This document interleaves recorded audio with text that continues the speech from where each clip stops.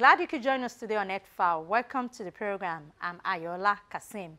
The effects of climate change are being seen more frequently than ever before.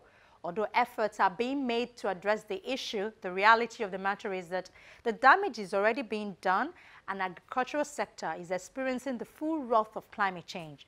Today we show the impact of the changes in weather patterns on agriculture and how farmers can get help when they face the risks. Do stay with us. Across the tropics, smaller farmers already face numerous risks to agricultural production, including pest and disease outbreaks, extreme weather events and market shocks, which often undermine their household food and income security. Because smallholder farmers typically depend directly on agriculture for their livelihoods and capacity to cope with shocks, any reductions to agricultural productivity can have significant impact on their food security, nutrition, income, and well-being. Climate change is expected to disproportionately affect these householder farmers and make their livelihoods even more precarious. However, there is limited information on their overall vulnerability and adaptation needs. There's so much happening. There's still a disconnect between our research centers, what they're doing, and the small-scale farmers. There's a disconnect between the National Bureau of Statistics and the climate information centers. There is a disconnect, again, between what we do at the National Meteorological Centers and what the local farmers actually are doing. Just 5. Nehemiah is a fish farmer in Shimawa in Ogun State.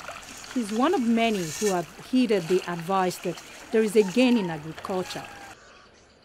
He currently manages 3 earthen ponds in the area, and he is one of 22 members of the cooperative in this area. Like many fish farmers in the country, he laments the high cost of inputs, especially fees, which force a lot of them in the industry to wind down. To get linked to the market people also is this CAFAN, the way they crash the price last rainy season. That is why most farmers decide not to go into fish farming anymore, because most of them had massive loss. So because of that, presently the there is no fish, because most people sold their fish during the rainy season, and when they saw the loss, for the new people that are into it, when they saw the loss, they couldn't restock and they couldn't continue with the products and the business. According to Nehemiah, apart from the increment in prices of feeds, poor access to credit, lack of direct investment, and lack of requisite technical skills as well as access to the market are major challenges fish farmers face. Added to these is the effect of climate change. Like this hot weather, you hardly get, for we that operate on heating pond, you hardly get water from the river flowing. But if you have a pond that springs out water, like mine, my pond springs out water, and in fact, the pond is still the one supplying that other pond water. Because one of the major challenges is climate change affects, and when it is raining, for we operating on 18 pond, during rainy season, our major challenge is the river bank flowing through the pond and sweeping the old fish.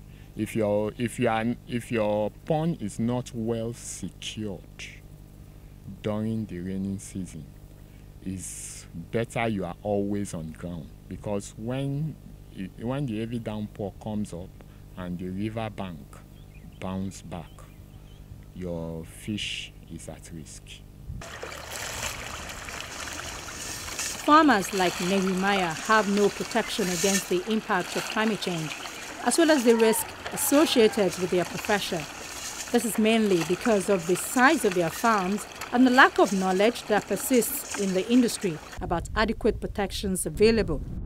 For instance, because of the severe impact of climate change on the Lake Chad, farming, fishing and pastoral residents who live on the edges of the lake are frequently forced to move southwards in search of greener vegetation. And over time, Nigeria and 3 other countries, that is, Niger, Chad and Cameroon, have seen systemic drought, unemployment and conflict over natural resources such as fertile croplands escalate within their territories.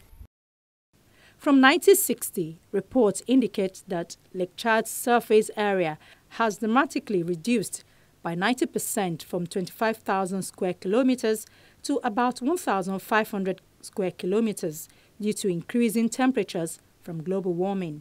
Similarly, its dwindling waters have stirred insecurity and chaos in Nigeria, a country the Lake Chad Commission said now houses about 60% of the lake basin population.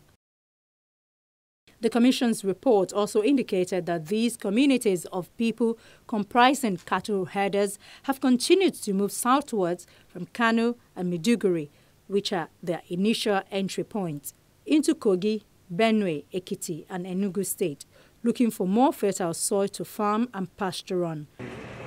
But they have not been received well by locals.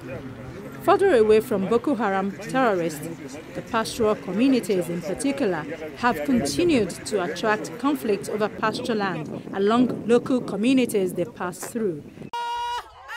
And clashes of interest between them and local farmers have subsequently increased, with a few thousands of people already dead from recorded confrontations. Heightened by climate change and Boko Haram, clashes between farmers and herdsmen in the country have not just led to the loss of lives and property, but also adversely affected farming activities, which in turn contributes to drastic reduction in food production or yields from the farms. This development could also bring with it a masked but possible spell of food shortage or crisis in parts of Nigeria, considering that most farmers from affected parts of the country have abandoned their farmlands for fear of being attacked by the herdsmen and migrated to places with no opportunity to cultivate land to produce food.